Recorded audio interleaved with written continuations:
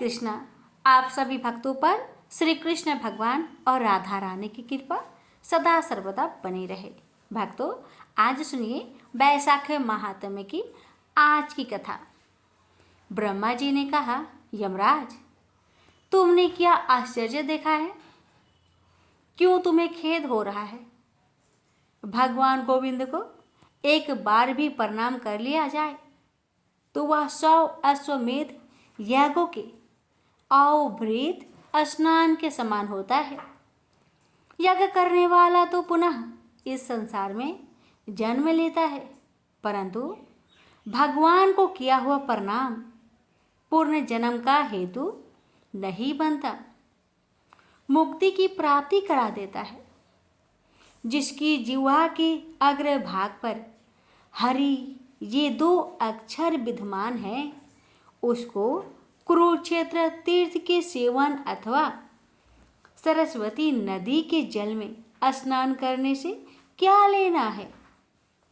जो मृत्यु काल में भगवान विष्णु का स्मरण करता है, वह अभक्ष्य भक्षण आदि से प्राप्त हुए पाप राशि का परित्याग करके भगवान विष्णु के सायुज्य को पाता है, क्योंकि भगवान विष्णु को अपना स्मरण बहुत ही प्रिय है।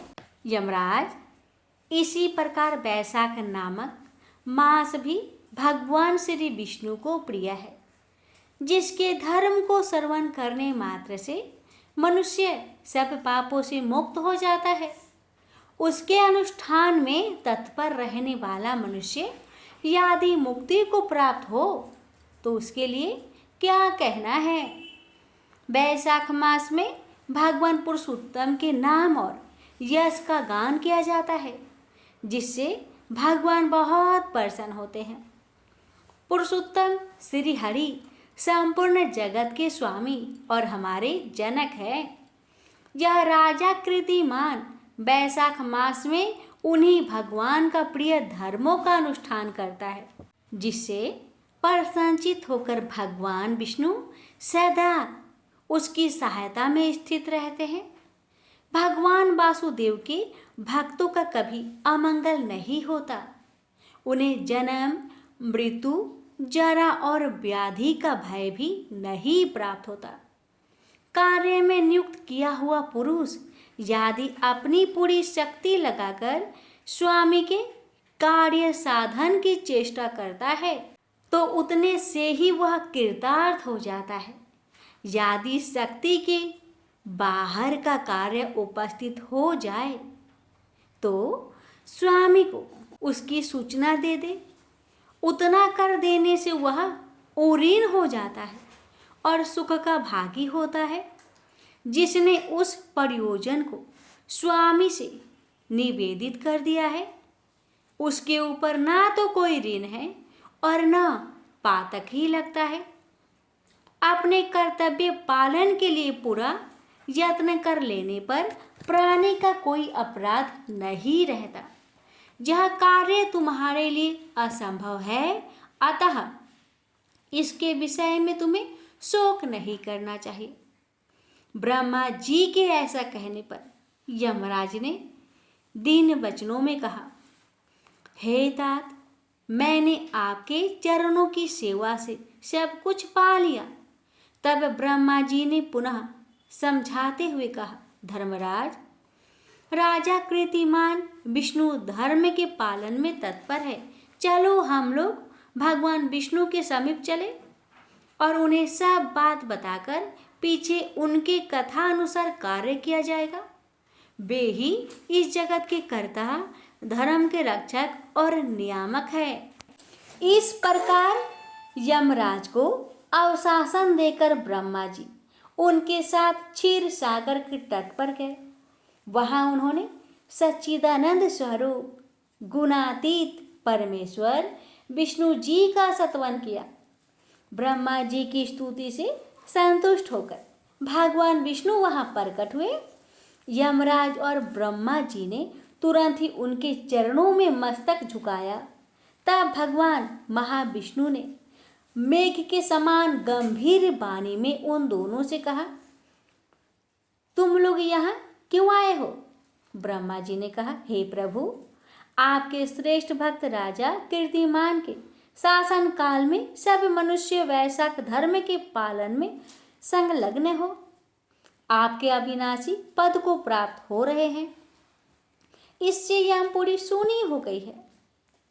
उनके ऐसा कहने पर भगवान विष्णु हंसते हुए बोले, मैं लक्ष्मी को त्याग दूंगा, अपने प्राण शरीर श्रीवत्स कौस्तुभ मणि बैजयंती माला श्वेत दीप बैकुंठ धाम क्षीर सागर शेषनाग तथा गरुड़ जी को भी छोड़ दूंगा, परंतु अपने भक्तों का त्याग नहीं कर सकूंगा, जिन्होंने मेरे लिए सब भोगों का त्याग करके अपना जीवन तक मुझे सौंप दिया है, जो मुझ में मन लगाकर मेरे स्वरूप हो गए हैं।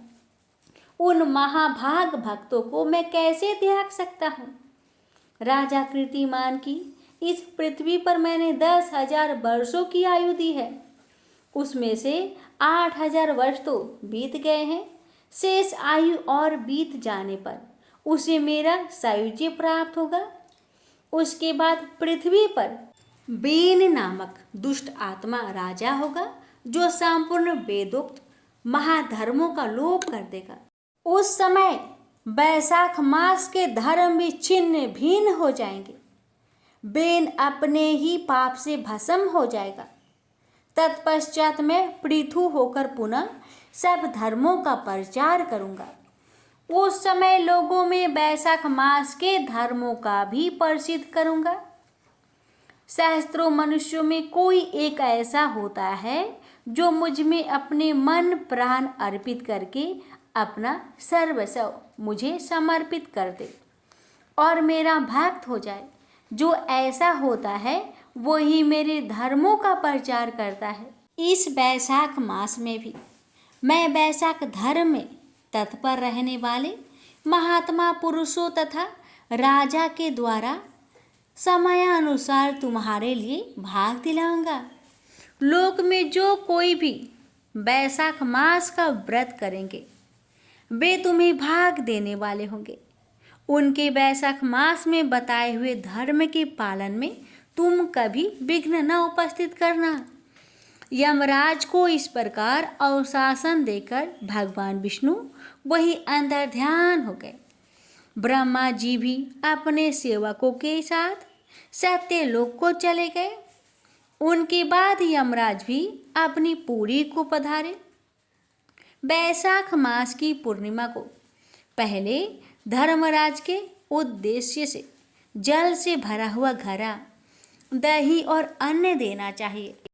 उसके बाद पितरों, गुरुओं और भगवान विष्णु के उद्देश्य से शीतल जल, दही, अन्न, पान और दक्षिणा फल के साथ कांसे के पात्र में रखकर ब्राह्मणों को देना चाहिए। भगवान विष्णु की दिव्य प्रतिमा वैशाख मास की महात्म्य कथा सुनने वाले दीन ब्राह्मणों को देनी चाहिए। उस धर्म वक्ता ब्राह्मण को अपने धन से भी पूजित करना चाहिए। राजा कीर्तिमान ने सब कुछ उसी प्रकार किया। उन्होंने पृथ्वी पर मनोवांछित भोग भोग कर शेष आयु पूर्ण होने के पश्चात पुत्र पौत्र आदि के साथ श्री विष्णु धाम को प्रस्थान किए। मिथिलापति ने कहा, हे महामते, दुरात्मा, राजा बैन प्रथम स्वयंभू मनवंतर में हुआ था और ये राजा इक्ष्वाकु कुलभूषण कीर्तिमान वैवस्वत मनवंतर के व्यातिक है। यह बात पहले मैंने आपके मुख से सुन रखी है, परंतु इस समय आपने और ही बात कही है कि यह राजा जब बैकुंठवासी हो जाएंगे उसके बाद राजा वैन उत्पन्न होगा। मेरे इस संचय को आप निवृत्त कीजिए। श्रुतदेव ने कहा, हे राजन, पुराणों में जो विषमता प्रतीत होती है वह युग भेद और कल्प भेद की व्यवस्था के अनुसार है। किसी कल्प में ऐसे ही हुआ होगा कि पहले राजा कीर्तिमान और पीछे बैन हुआ होगा। इसलिए कई कथाओं में समय की विपरीतता देखकर उसके अप्रामाणिक होने की आशंका नहीं करनी चाहिए। प्रेम से बोलिए जय श्री हरि। आज की महात्म्य कथा यहीं तक। भगवान आप सभी भक्तों की हर मनोकामना को पूर्ण करे। कथा सुनने वाले भक्तों पर अपनी कृपा सदा सर्वदा बनाए रखे। प्रेम से बोलिए विष्णु भगवान की जय, माता लक्ष्मी की जय। इसकी आगे की कथा सुनने के लिए चैनल को सब्सक्राइब करें। वीडियो अच्छी लगे तो वीडियो को शेयर करें। जय सिया राम, हरे कृष्णा।